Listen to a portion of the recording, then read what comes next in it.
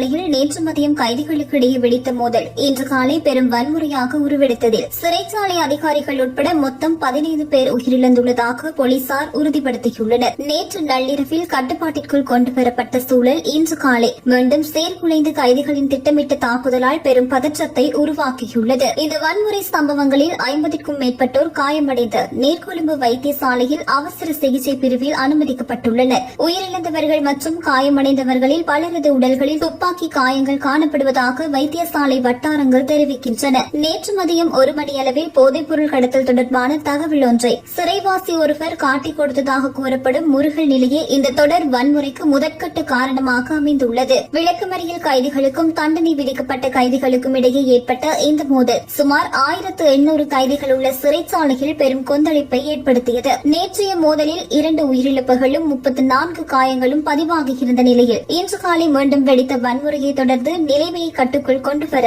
பாதுகாப்பு பிரிவினர் துப்பாக்கி பிரயோகம் மேற்கொள்ள வேண்டிய கட்டாயத்திற்கு தள்ளப்பட்டனர். தற்போதைய நிலவரப்படி சிறைச்சாலை மற்றும் அதனை சுற்றியுள்ள பகுதிகளில் பாதுகாப்பு முழுமையாக பலப்படுத்தப்பட்டு நிலைமை பாதுகாப்பு படையினரின் கட்டுப்பாட்டிற்குள் கொண்டுவரப்பட்டுள்ளதாக அறிவிக்கப்பட்டுள்ளது. இருப்பினும் வன்முறையின் தாக்கம் காரணமாக சிறைச்சாலை வளாகத்தில் மேலதிக படையினர் வரவழைக்கப்பட்ட தீவிர கண்காணிப்பு மற்றும் பாதுகாப்பு நடவடிக்கைகள் தொடர்ந்து முன்னெடுக்கப்பட்டு வருகின்றன. இந்த சம்பவம் தொடர்பான மேலதிக விசாரணைகளை போலீசார் மேற்கொண்டு வருகின்றனர்.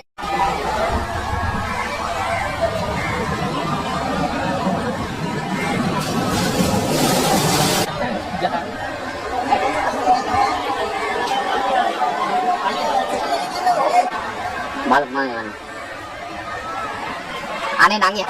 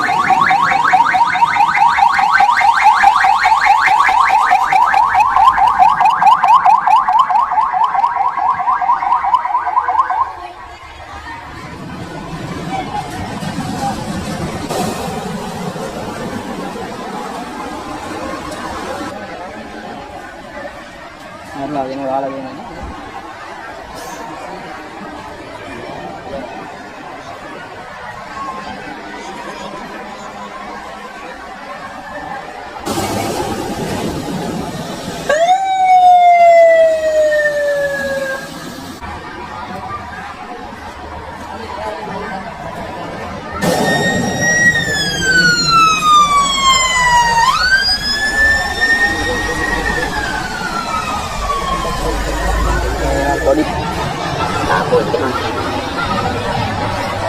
Apa?